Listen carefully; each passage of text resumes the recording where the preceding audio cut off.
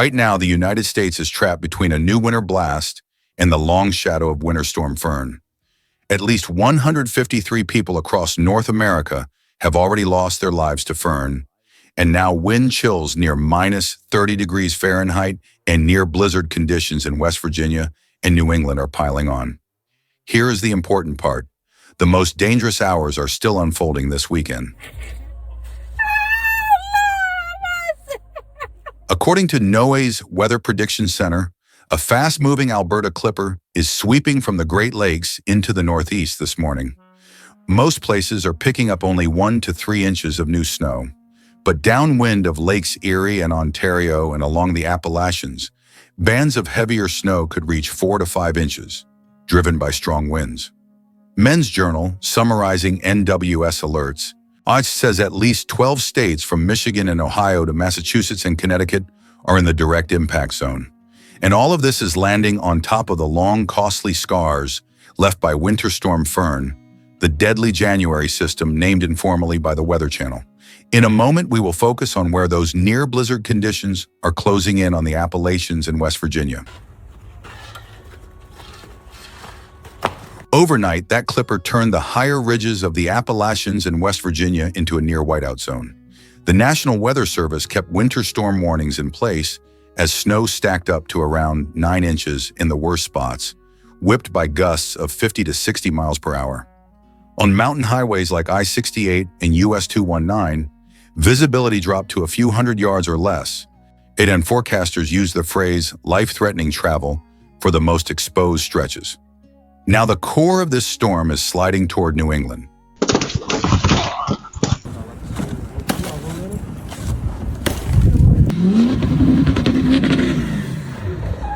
For people waking up in New England this morning, the danger is not just a map of warnings.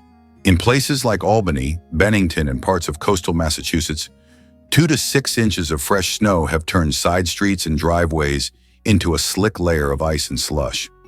Along the I-95 corridor through New York, Connecticut, and down toward Boston, many commuters stepped out into wind gusts near 40 miles per hour, with air temperatures below freezing and wind chills dropping well below 0 Fahrenheit. Parents bundling up their kids for school, nurses heading to early shifts, and when snowplow crews working back-to-back runs are all trying to stay ahead of a storm that keeps changing shape but not losing its bite.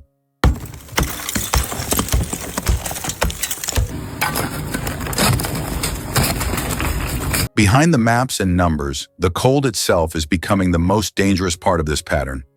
Forecasters warn that in parts of interior New England and the higher terrain of the Northeast, wind chills near minus 30 degrees Fahrenheit can freeze exposed skin in a very short time.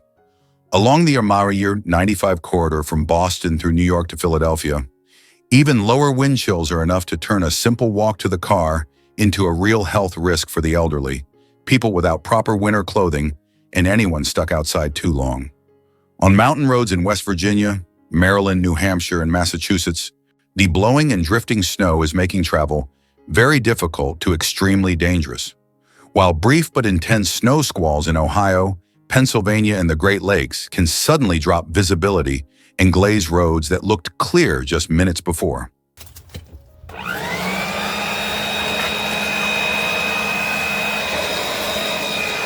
All of this is happening while the country is still digging out from Winter Storm Fern, the late January giant that killed at least 153 people across North America and caused more than 1 million power outages at its peak.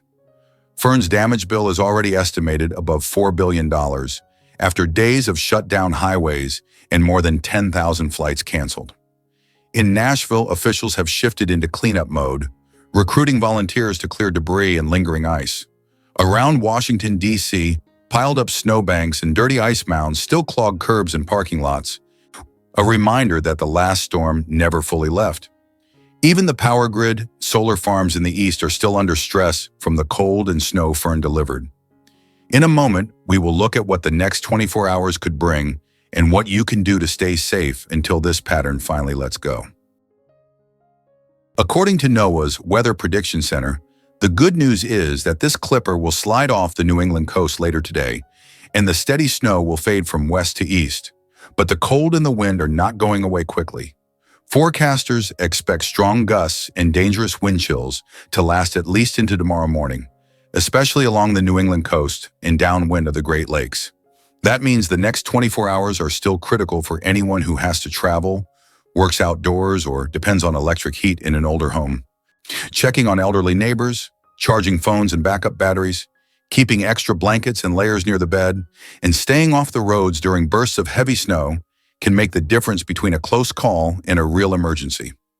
Some local meteorologists say this could be the last big cold punch of the season for the Northeast, but until the wind finally eases and the ice begins to melt, this winter pattern is not finished with the United States.